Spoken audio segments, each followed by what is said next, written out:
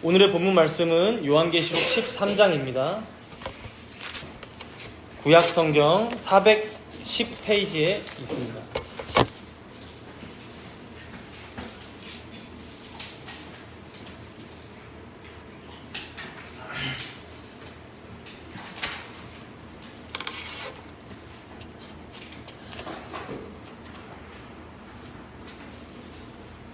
본문은 요한계시록 13장인데 제가 봉독은 1절부터 10절까지만 봉독하겠습니다.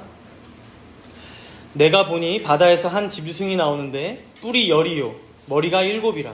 그 뿔에는 10 왕관이 있고 그 머리들에는 신성모독하는 이름들이 있더라.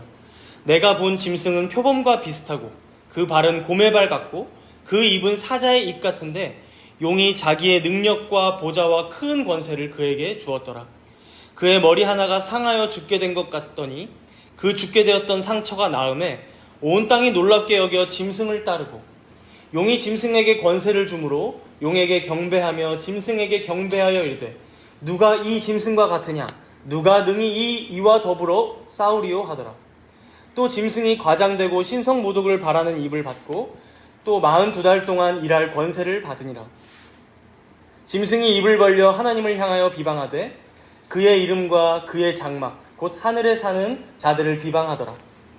또 권세를 받아 성도들과 싸워 이기게 되고 각 족속과 백성과 방언과 나라를 다스리는 권세를 받으니 죽임을 당한 어린 양의 생명책에 창세 이후로 이름이 기록되지 못하고 이 땅에 사는 자들은 다 그 짐승에게 경배하리라.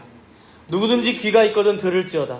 사로잡힐 자는 사로잡혀갈 것이요 칼에 죽을 자는 마땅히 칼에 죽을 것이니 성도들의 인내와 믿음이 여기 있느니라. 아멘.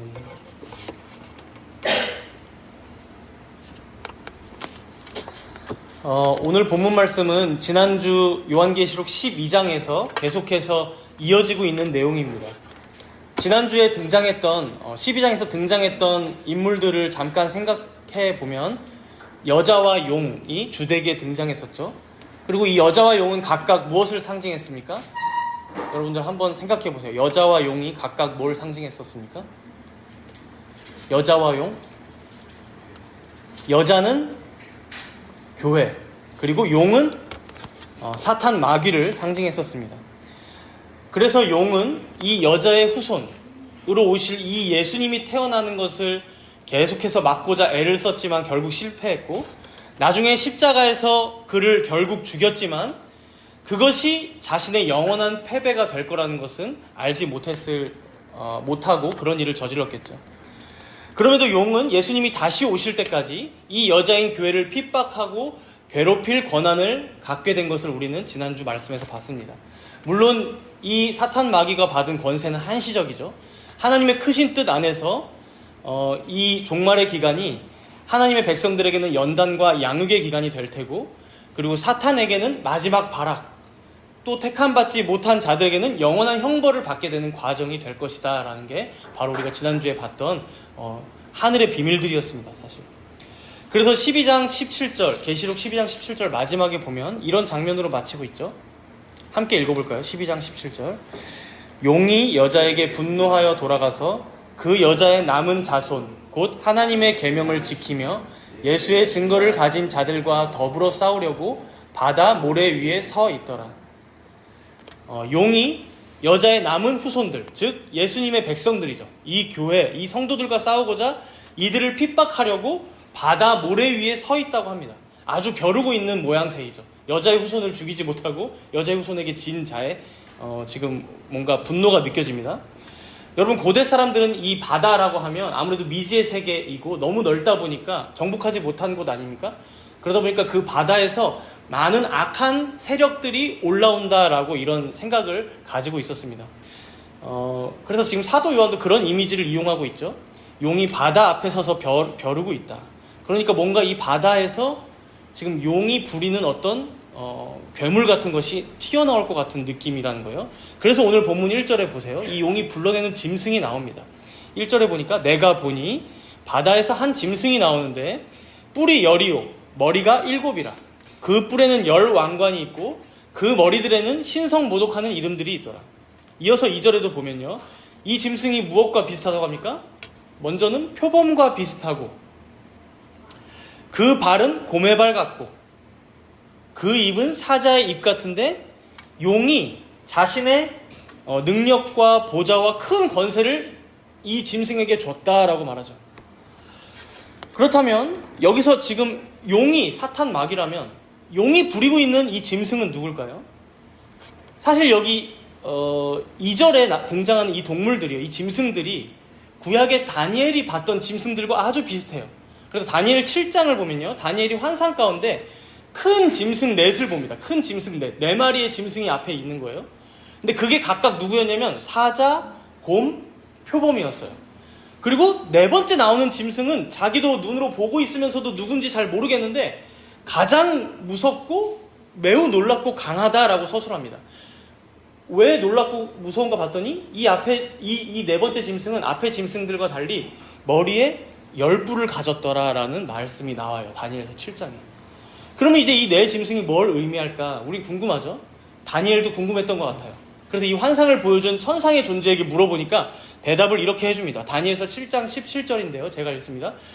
그 4큰 짐승은 세상에 일어날 4왕이라. 세상에 일어날 4왕이라고 해요.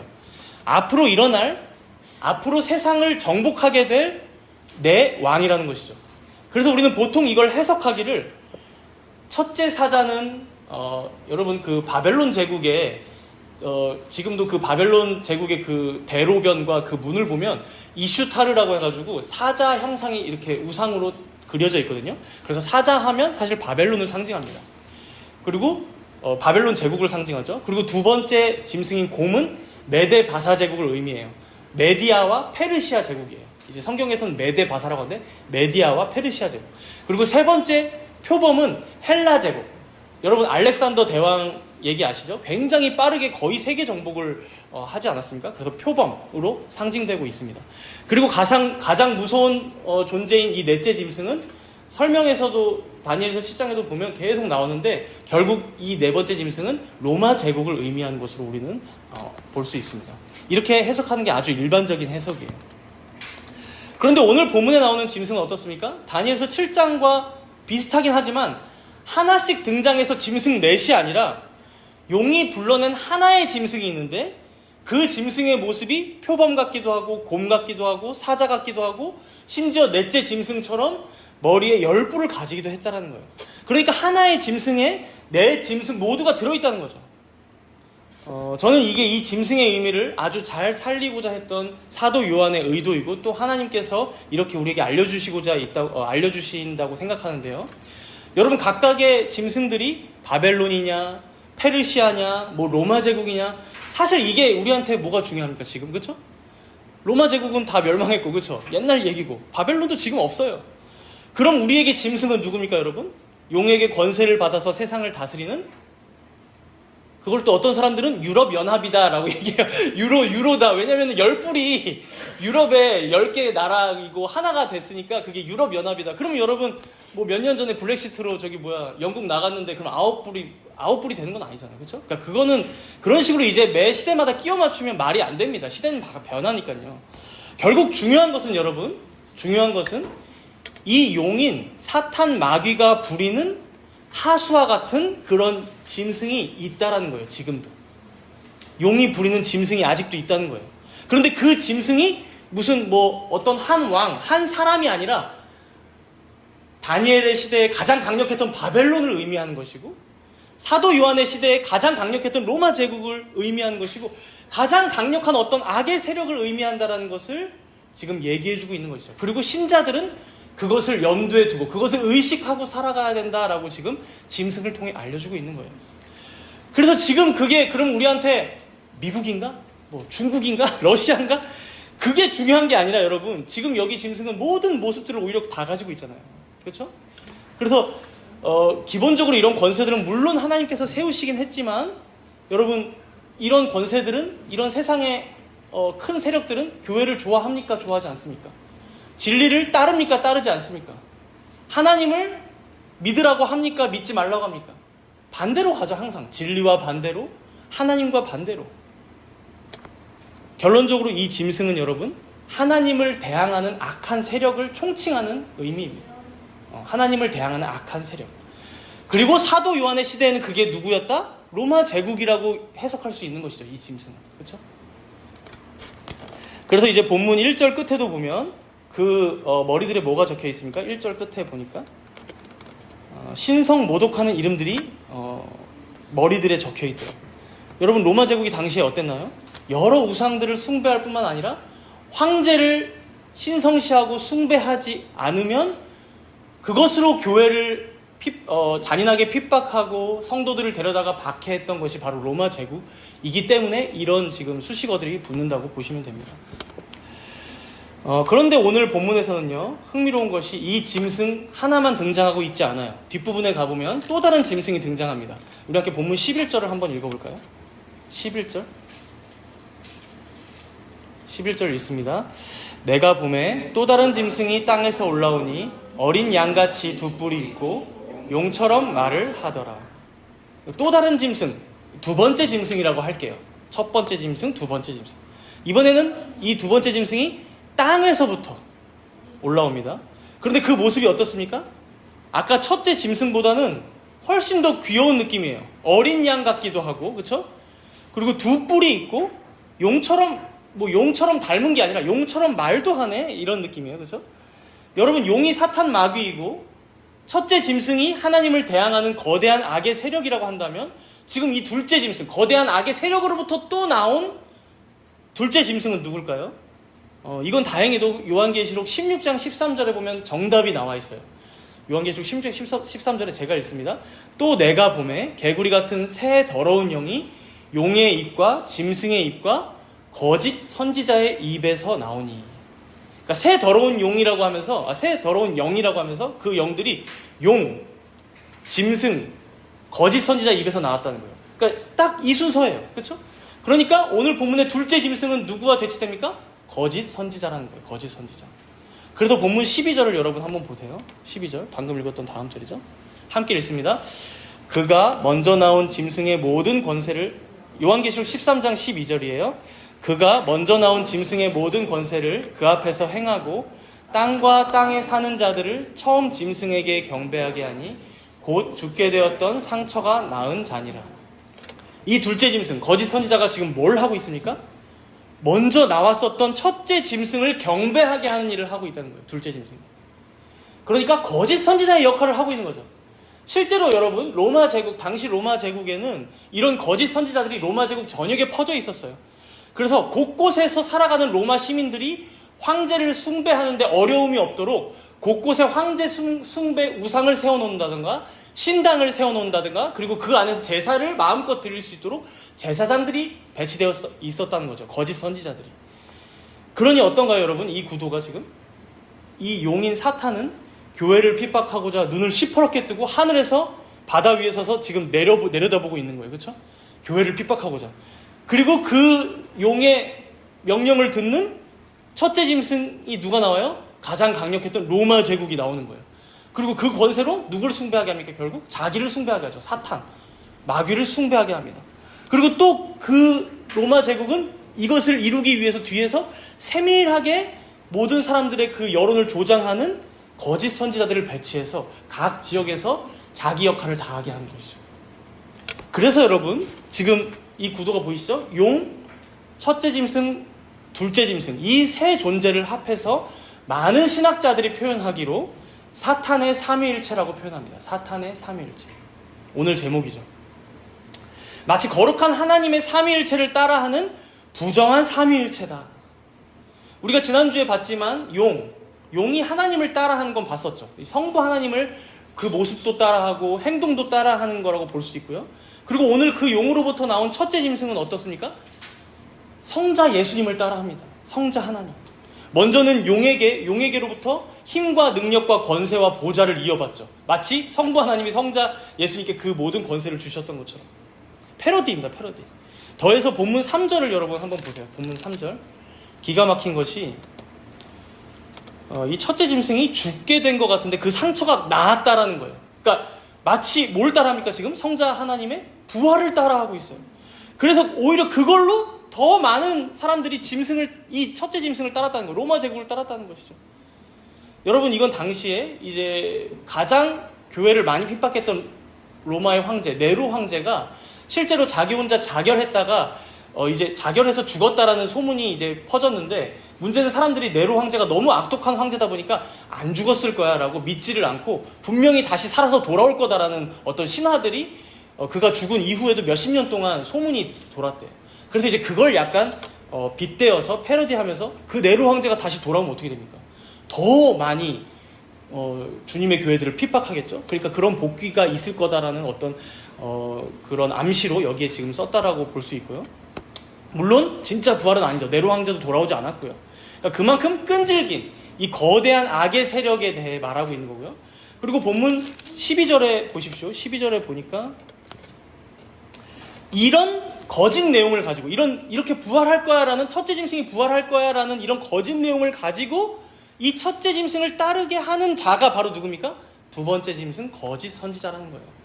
마치 여러분 성령 하나님께서 우리에게 성자 예수님을, 하나님을 믿게 하시고 믿음을 주시는 것처럼, 지금 이 거짓 선지자는 먼저는 첫째 짐승인 로마 제국 앞에 무릎을 꿇게 하고 결국에는 사탄 마귀 권세 앞에 복종하게 만들고 있다는 것이죠. 여러분, 그렇다면 지금 사도 요한의 이런 상징들을 통해서 지금 하나님께서는 우리에게 무엇을 말씀하고 싶으신 걸까요? 여러분, 우리가 지금도 봤지만 하나님을 대적하는 이 사탄의 계략은 아주 교묘하고 은밀하다는 것입니다. 그래서 심지어 이 사탄의 모습만 그냥 보고 있으면 사실 여러분 지금 이렇게 막 끔찍하게 표현돼서 그렇지 절대 사탄 같지 않습니다, 여러분. 당시 로마 제국이 여러분 사람들의 눈에 어떻게 보였을까요? 삐까뻔쩍하게 보이는 거예요. 세상의 모든 좋은 것을 가지고 있는 게 로마 제국인 거예요. 거짓 선지자라고 여기서 나오고 있는 제사장들은 어떻습니까? 당시 가장 잘 나가는 세속의 성직자들이었던 거예요, 여러분. 그러니까 사탄이 나 사탄이요 하면서 여러분 사람들에게 접근하지 않는다는 거예요. 그래서 마태복음 7장 15절에도 보면 예수님께서 우리에게 이렇게 말씀하셨어요. 거짓 선지자들을 삼가라. 양의 옷을 입고 너희에게 나아오나 속에는 노략질하는 일이라. 여러분, 지금 어린 양 같다고 하지 않습니까? 거짓 선지자를 여기서, 그렇죠? 둘째 짐승. 양의 옷을 입고 다가오는 게 사탄의 여러분 특기입니다. 그래서 바울 사도도 고린도후서 11장 14절과 15절에 보면 이렇게 말씀했는데요. 이것은 이상한 일이 아니니라. 이렇게 당연하다는 거예요. 사탄도 자기를 광명의 천사로 가장하나니. 광명의 천사로. 그러므로 사탄의 일꾼들도 자기를 의의 일꾼으로 가장하는 것이 또한 대단한 일이 아니니라. 그들의 마지막은 그 행위대로 되리라. 여러분, 사탄과 그리고 사탄의 하수들 다 어떻게 다가옵니까? 광명의 천사로. 사탄의 하수가 아니라 의의 일꾼으로 우리에게 가장해서 다가온다는 거예요. 이상하게 여기지 말라는 거예요. 겉모습뿐만이 아닙니다. 여러분, 이들이 하는 말이 우리에게 또 얼마나 달콤한지요. 주님께서는 마가복음 13장 5절과 6절에 보니까 이렇게 말씀하세요. 너희가 사람의 미혹을 받지 않도록 주의하라. 많은 사람이 내 이름으로 와서 이르되 내가 그라 하여 많은 사람을 미혹하리라. 내가 그라. 거짓 선지자가 내가 예수님이야, 내가 하나님이야 라고 공공연하게 말하면서 할 수만 있다면 택하신 자들까지 미혹할 거야. 이게 바로 예수님께서 제자들에게, 우리에게 하시는 경고였어요. 우리가 이 말씀들을 잘 종합해서 묵상하고 적용해 봐야 할 것 같아요.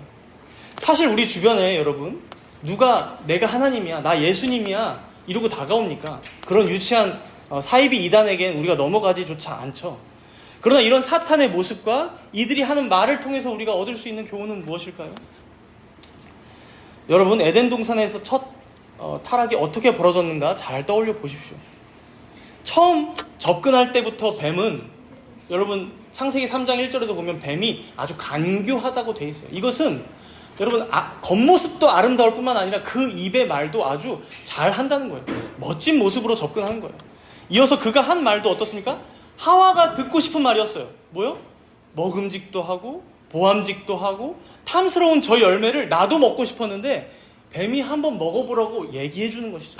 심지어 저걸 먹으면 하나님처럼 될 거야. 하나님께서도 기뻐하실걸? 그러니까 여러분 어떻습니까? 순식간에 하나님과 맺었던 언약, 아담을 통해서 들었던 그 언약 뭡니까? 먹으면 정령 죽으리라. 이걸 잊어버리는 거죠. 하나님의 말씀을 잊어버리고 사탄의 말만 남는 거예요. 진짜 먹어볼까? 여러분, 우리도 마찬가지입니다. 사탄의 속삭임은요, 우리가 가장 갖고 싶었던 것, 그걸 준다고 하면서 다가옵니다. 내 말만 들으면, 나만 따르면 세상에서 성공도 할 수 있어, 부자도 될 수 있어, 너 삶도 더 윤택해질걸? 심지어 너 앞으로 신앙생활도 더 잘할 수 있을걸? 하나님이 기뻐하시는 삶이 이거 아니겠어? 이렇게 다가온다는 거예요. 광명한 천사의 모습. 여러분들 각자가 원하는 것이 무엇일지는 여러분들 각자 상황 가운데 다 다를 것입니다. 어떤 이들에게는 결혼이나 연애의 문제일 테고, 어떤 이들에게는 세상에서의 성공이나 자립의 문제도 있을 테고, 또 어떤 이들에게는 자녀 양육이나 내 집 마련 문제, 사업 경영 문제, 관계의 문제, 우리 삶에 중요한 내용들이 참 많죠. 물론 이런 일들이요, 다 사탄의 주권대로 될 거라거나 우리에게 중요하지 않기에 신경 쓰지 않아도 된다거나 하는 말이 아닙니다. 사탄이 우리의 약점을 기가 막히게 알고 있기 때문에 여러분, 바로 사탄은 그것을 붙잡고 인질로 삼아서 여러분들 한 명 한 명을 결국에는 신앙으로부터 멀어지게 만들려 한다는 거예요. 그게 핵심이에요. 여러분들이 가장 간절한 그것을 붙잡고 인질로 삼아서 여러분들이 하나님과 그리고 하나님의 진리의 말씀과 멀어지게 만들려고 한다는 거예요. 교회의 다스림으로부터, 바른 다스림으로부터 벗어나게 하려고 한다는 거예요. 사탄이 그걸 붙잡고. 그래서 바울은요, 에베소서 5장 15절에서 17절에 이렇게 말씀했습니다. 에베소서 5장 15절에서 17절에 오늘 주보 질문지 보면 5번에 있는 말씀인데요.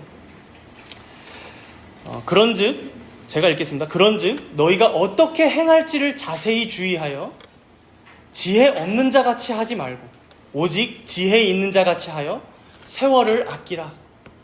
때가 악하니라.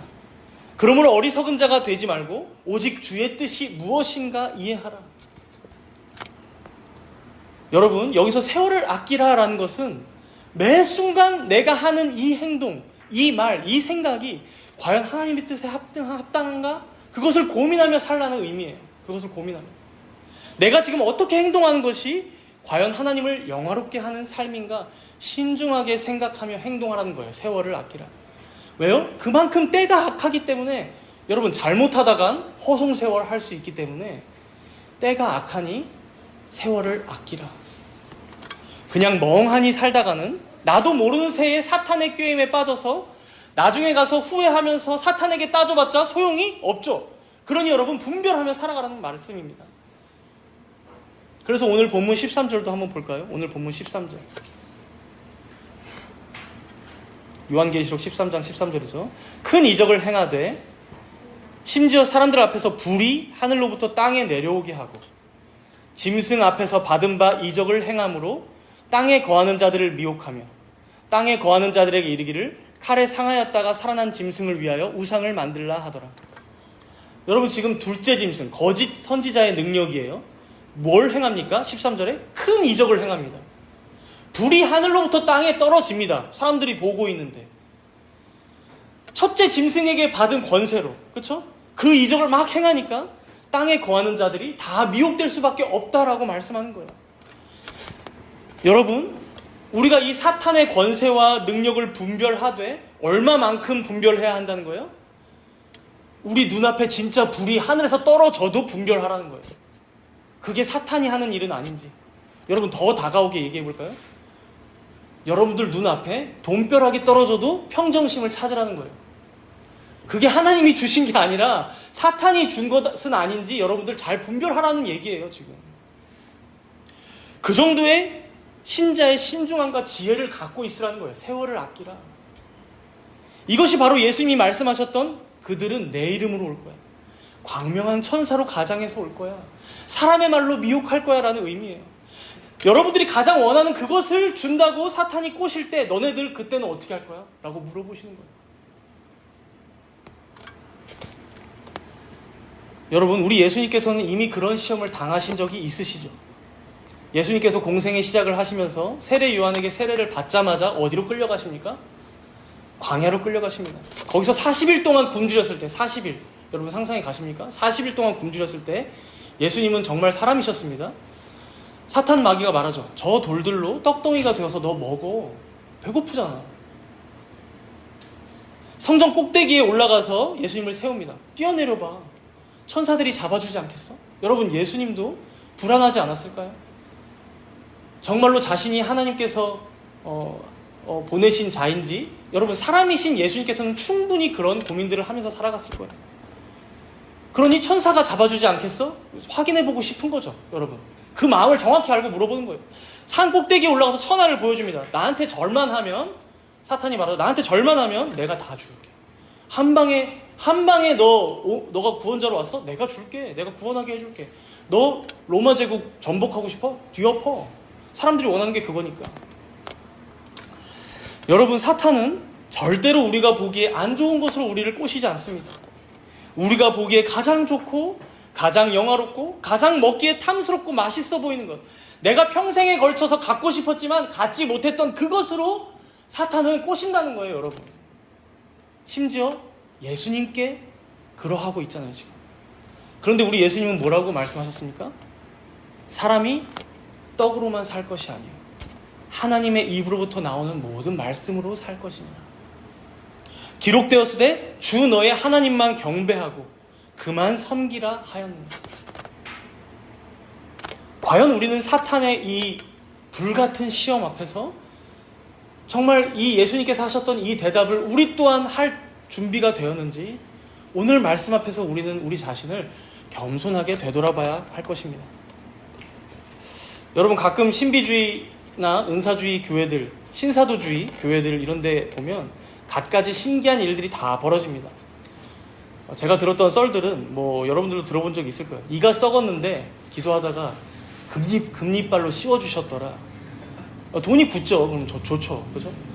손을 내밀고 막 기도하는데 금가루가 떨어지는 걸 보이더라고요. 이거 우리 어머니 얘긴데?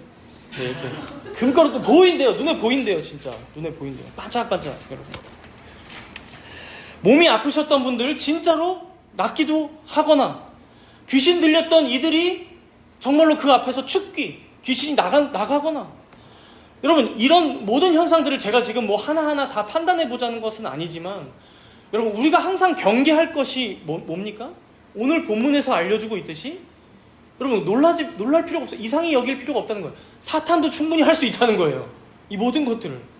그렇게 우리는 어떤 눈에 보이는 현상이나 내가 정말 간절히 원해서 기도했던 것이 나한테 주어진다고 할지라도 그것이 진정 하나님께로부터 온 것인지 신중에 신중을 기하며 조심스럽게 다뤄야 한다는 거예요. 그런 은사들, 신비한 일들. 그러나 너무 안타까운 것은 무엇입니까? 이 기독교 안에서도 이적과 기적을 보자마자 사람들이 어떻게 됩니까? 완전히 뿅 가서 그 사람을 우상시하게 되죠. 그것을 베푼 사람, 그 기적을. 심지어 바울과 바나바조차도 여러분 다니다가 무슨 오해를 받습니까? 제우스와 헤르메스라고 해서 사람들이 막 숭배하려고 하잖아요. 그렇죠? 저번에 우리가 한번 얘기 나왔는데, 유튜브에서 활동한다던 젊은 전도사, 그렇죠? 박모 씨 있잖아요. 그 사람도 보니까 지금도 아프리카에서 막 축기하고 암을 치료했다고 하고, 최근에도 그런 영상이 올라와서 제가 잠깐 봤는데 막 아프리카에 정말 수많은 분들이 오셨더라고요. 보면서 안타까운 것은 저 분들이 얼마나 무엇인가 간절하겠죠. 얻고 싶은 게 있고, 그리고 정말 암 걸린 자매분이 나왔을 수 있죠. 그럼 몇십만 조회수가 나옵니다. 다 맞다고 믿어준다고 쳐요. 그런 게 조작이 아니고 다 맞다. 그러나 여러분, 그런 일들마저도 정말 그런 일들을 통해서 참되게 예수 그리스도를 믿고 하나님을 영화롭게 하는 길로 나아가는 게 아니라, 그 일로 인해 어떤 한 사람이 단순히 스포트라이트를 받고 영광을 받고, 그래서 그 단체의 어떤 이익에만 그런 일들이 사용되고 있다면, 여러분, 그것이 어떻게 하나님께로부터 온 것이라고 우리가 보증해 줄 수 있겠냐는 거예요. 그렇죠? 사탄도 그런 일을 한다고 오늘 본문 분명히 말씀하잖아요. 그러니 여러분, 우리는 어떤 외적인 현상이나 어떤 기적에 현혹돼서는 안 된다는 거예요. 여러분, 반짝인다고 다 금이 아니라는 거예요. 사탄도 이 땅의 권세를 한시적으로나마 갖고 있기 때문에 어떤 일을 부하게 하기도 하고 권세를 주기도 하며 세상에서 성공도 하게 해줄 수 있음을 우리는 꼭 기억하며 경계하며 살아가야 한다는 거예요. 만약에 우리가 눈에 보이는 것들만을 우리의 목표로 삼는다면 우리는 언제든 사탄의 하수가 될 수 있음을 명심해야 한다는 것이죠. 진짜 하나님께서 베푸신 기적이라면 여러분, 그것은 결국 예수님을 믿게 하는 도구나 수단의 역할을 하게 됩니다. 더 하나님을 영화롭게 하는 수단이 된다는 거예요. 그래서 여러분, 예수님께서도 공생의 기간 동안 아무에게나 아무렇게나 기적이나 이적을 보이시지 않아요. 사람들은 막 지금 뭘 먹여달라고 얘기하고, 지금 저를 치유해달라고 얘기하고, 지금 뭐 바다를 잠잠케 해달라고 하지만, 예수님께서는 어떤 때를 기다리신다거나, 그것을 마다하고 다른 지역으로 피신을 가신다거나, 예수님이 능력이 없어서 그렇습니까? 아니요. 예수님 그냥 쳐다보기만 해도, 아니 쳐다보지 않아도 옷깃만 스쳐도 낫는 게 예수님입니다, 여러분. 그런데 예수님께서 왜 그렇게 이적이나 치유나 어떤 기적, 축기, 심지어 죽은 자를 살리는 일, 이런 것들을 여러분, 하나님이신 예수님조차도 신중하게 사용하시잖아요. 그렇죠? 왜냐하면 그것을 통하여 영혼이 구원받는 일로 쓰임받기 때문에, 그것을 통하여 하나님께서 영화롭게 되시기 때문에. 그런데 여러분, 사람인 우리들은 그런 이적이나 기적을 너무 쉽게 생각하고, 뭐 이렇게 장풍 쏘듯이 하면 뭐 됩니까, 여러분? 그런 걸 보면 너무 안타깝죠. 함부로 다룰 게 아닌데. 결국 마귀가 주는 것은요, 여러분, 그 결과를 보면 하나님으로부터 멀어지게 만듭니다. 나에게 무엇이 잘 되었는데 그것 때문에 하나님과 멀어지고 있다? 이것은 여러분 한 번쯤 되돌아보며 생각해 보셔야 합니다. 하나님께서 복으로 우리에게 주신 것인지, 아니면 사탄 마귀가 잠깐 우리에게 허락해 준 것인지 가만히 되돌아보며 관찰해 보면 각자가 알 수 있습니다, 여러분.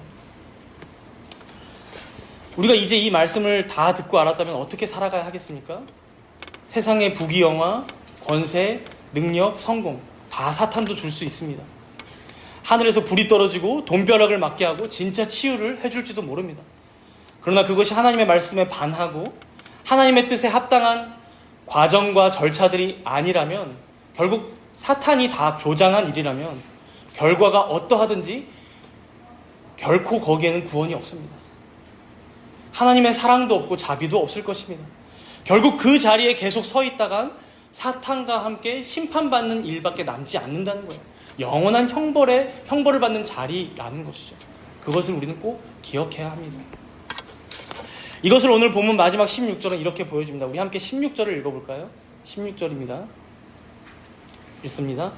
그가 모든 자, 곧 작은 자나 큰 자나 부자나 가난한 자나 자유인이나 종들에게 그 오른손에나 이마에 표를 받게 하고. 사탄의 삼위일체는 끝까지 하나님을 따라하고 있어요. 여러분, 하나님께서 택한 자들에게 이마에 무엇을 하셨습니까? 그 이마에 인을 치셨죠. 그리고 그 인을 치신 수가 14만 4천이라고 상징적인 숫자로 나왔고요. 그래서 바로 아래 한번 보실까요? 14장 1절 뒷부분에 보시면, 이런 중반 부분부터 보시면 그와 함께 14만 4천이 서 있는데, 그들의 이마에는 어린 양의 이름과 그 아버지의 이름을 쓴 것이 있더라. 하나님께서 택하신 하나님의 백성들의 이마에 인을 치신 것처럼, 지금 자신의 이름을 써놓으신 것처럼, 여러분 지금 사탄도 뭘 한다고요? 자기 백성들, 자신과 함께 영원히 멸망받을 자들의 이마에 표를 받게 한다는 거예요. 끝까지 하나님 따라하고 싶은 거예요, 얘는. 그러면서 17절에 이어서 이렇게 말씀하죠. 17절. 누구든지 이 표를 가진 자 외에는 매매를 못하게 하니 이 표는 곧 짐승의 이름이나 그 이름의 수라. 이 표를 가지지 않으면 매매를 못하게 한다. 무슨 의미일까요? 여러분, 지금까지의 의미를 그대로, 흐름을 그대로 가져와서 생각해보면 쉬워요.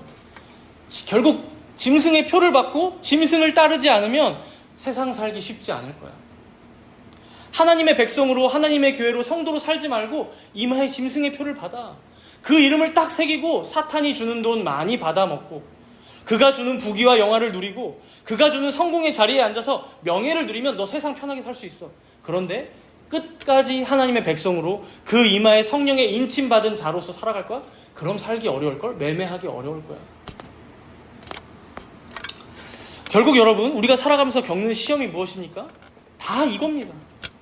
내가 예수님만 안 믿었으면, 그렇죠? 예수님만 안 믿었다면 좀 더 세상에서 편하게 살았을 수도 있는데, 내가 교회만 안 다녔다면 세상에서 돈도 조금 더 많이 벌고 우리 가족들 더 많이 챙기면서 행복하게 살아갈 수 있었을 텐데, 결국 사단은 이거 가지고 할 수만 있으면 택하신 자들까지 미혹하고자 몸부림친다는 거예요. 그런데 사람들이 이 구절들을 오해하는 이유가 무엇입니까? 이제 18절에 나오는 666 때문입니다. 우리 18절을 함께 읽도록 하겠습니다. 18절입니다. 지혜가 여기 있으니 총명한 자는 그 짐승의 수를 세어보라. 그것은 사람의 수니 그의 수는 666이니라. 이 666, 이 이마에 받는 표를 사람들이 뭐라고 이제 보통 많이들 해석해 왔습니까?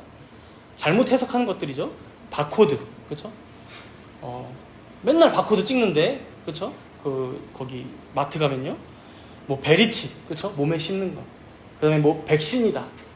뭐 요즘은 막 더 빨리 많이 달라지는 것 같아요. 세상이 빨리 변하니까. 근데 여러분 지금 여기 성경을 조금만 잘 읽어도 그렇게 말하진 않을 수 있어요. 지금 18절에 보면 이 666을 무슨 수라고 합니까?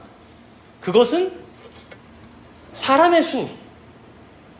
17절 끝에도 보면 짐승의 이름인데 그 이름의 수라고 얘기하죠. 그러니까 이름의 수, 사람의 수가 있는 거예요. 여러분, 고대에 게마트리아 계산법이라는 게 있었어요. 이게 뭐냐면 알파벳마다 숫자를 부여해서 어떤 사람의 이름이 있으면 그 숫자를 다 같이 합쳐서 너 이름은 종합해보니까 수가 뭐구나, 이렇게 계산하는 법을 게마트리아 계산법이라고 해요. 그래서 여러분, 로마에 가면 폼페이 도시 있잖아요. 이탈리아에 가면 화산에 묻혔던 그 도시, 여러분 그 도시에 낙서가 잘 보존된 게 있는데 어떤 낙서 중에 이런 게 있대요. 나는 그 이름의 수가 545인 여인을 사랑한다. 545인 여인을 사랑한다. 우리나라 말로 예를 들자면 이제 뭐 기억은 10, 니은 20, 디귿 30, 뭐 쭉쭉쭉 나가는 거죠. 그럼 아도 뭐 100, 야 200, 300 이런 식으로 쭉쭉쭉 나가. 그래서 신준영 하면은 계산해보니까 545라는 숫자가 나올 수 있는 것이죠. 이게 게마트리아 계산법이라는 거예요. 문제는요, 이 계산법이 숫자를 붙이는 거에 따라 다 달라진다는 거예요. 무슨 숫자를 붙이느냐, 그리고 어떻게 더하느냐, 계산법에 따라서 아주 계산법이 다양했다는 거예요. 그러니까 만약에 666 하면은 너무 다양한 답이 나오는 거예요. 당시 계산법에 의해도. 그래서 여러분, 당시에 있던 사람들도 사도 요한이 666 하면 뭘 의미하는지 잘 몰랐어요. 100년이 갓 지난 후에 초대 교부들도 이 666이 뭘 의미하는지 잘 몰랐어요. 그 정도로 여러분, 수수께끼를 내는 그런 용도로 게마트리아 계산법이 사용됐다는 거예요. 그러니 여러분, 교회 역사 속에 수많은 인물들이 거론될 수밖에 없었던 것이죠. 물론 지금까지도 가장 강력한 학설은 이 666은 카이사르 네로, 시저 네로 황제다라는 학설이 가장 강력합니다. 당시 교회를 가장 많이 핍박했던 네로 황제로 보는 게 가장 적합하다라고 하는 것이죠. 그런데 이제 이걸 네로 황제다라고 쓰면 어떻게 돼요? 잡혀갈 수 있잖아요. 사도 요한이 반모섬에 있다가. 그러니까 이제 암호처럼 이제 수수께끼로 내는 것이죠. 안타까운 것은 시대마다 사람들은 이 666이라는 숫자를 가지고 내가 대적하고자 하는 어떤 대상, 자기가 싫어하는 대상, 원수에게 갖다 붙이는 거예요. 세계 2차 대전에 여기 연합군 쪽에서는 히틀러가 666이다. 히틀러 쪽에서는, 독일 쪽에서는 저 연합군이, 히틀러도 여러분 하나님 믿었어요?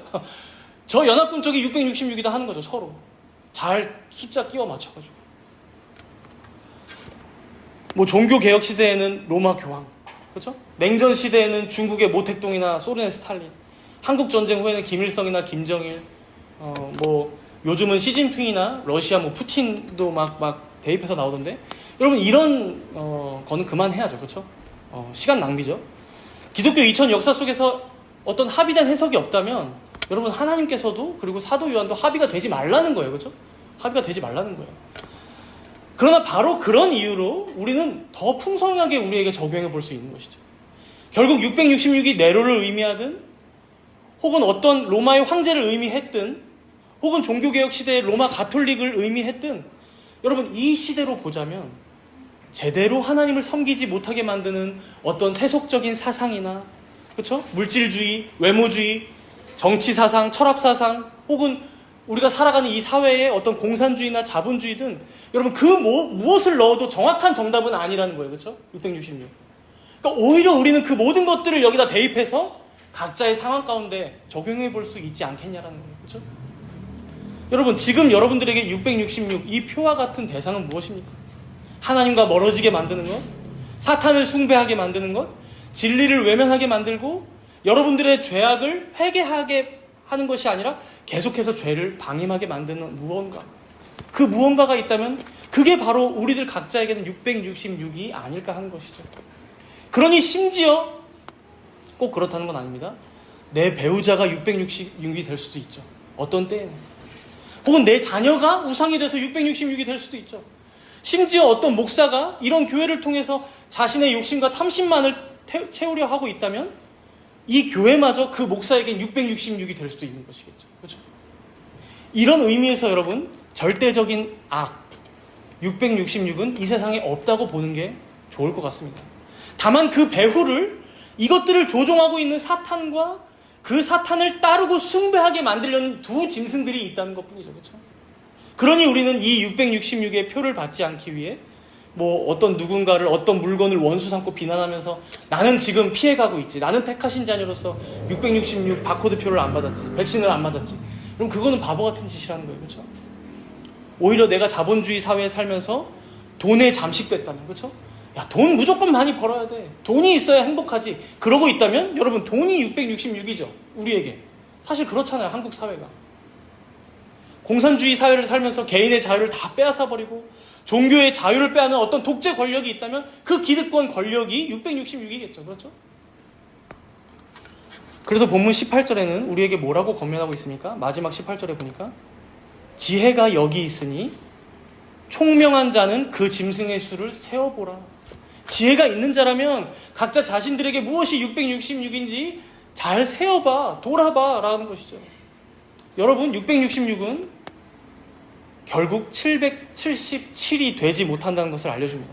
7은 완전수라면 6은 7보다 항상 부족한 사람의 수, 짐승의 수입니다. 성경으로 보자면 777은 거룩한 삼위일체를 의미한다고 해도 무방할 거예요.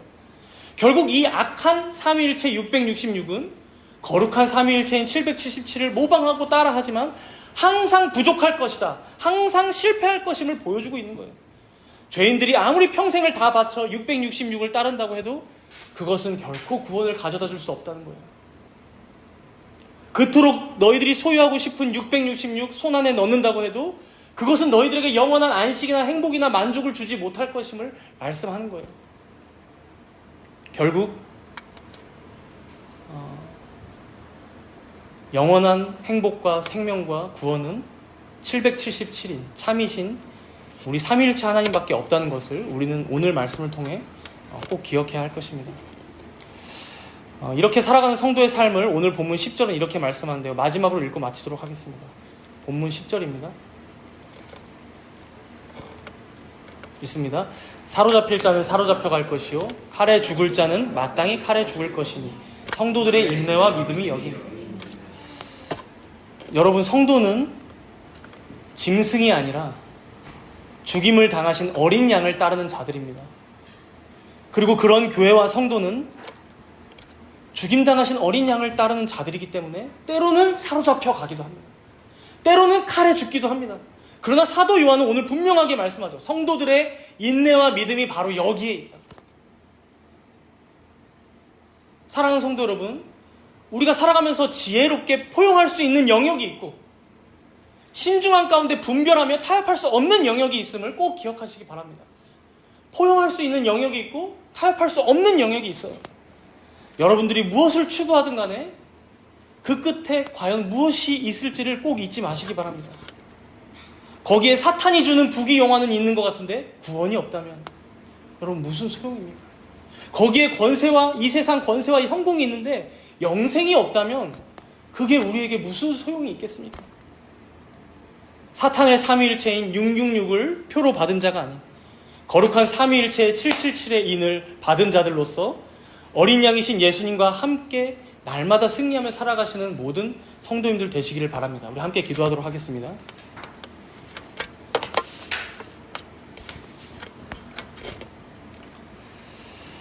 주님, 오늘 말씀을 통해 사탄이 얼마나 교묘하고 은밀하게 인생들을 미혹하고 멸망의 길로 인도하는지를 보았습니다. 광명한 천서로 가장하여, 아니 삼위일체 하나님까지 흉내내며 이들은 할 수만 있다면 택하신 자들까지 미혹하려 들고 있음을 알았습니다. 우리가 깨어서 분별하며 지혜를 가지고 살아갈 수 있도록 우리 붙잡아 달라고 함께 기도하도록 합시다.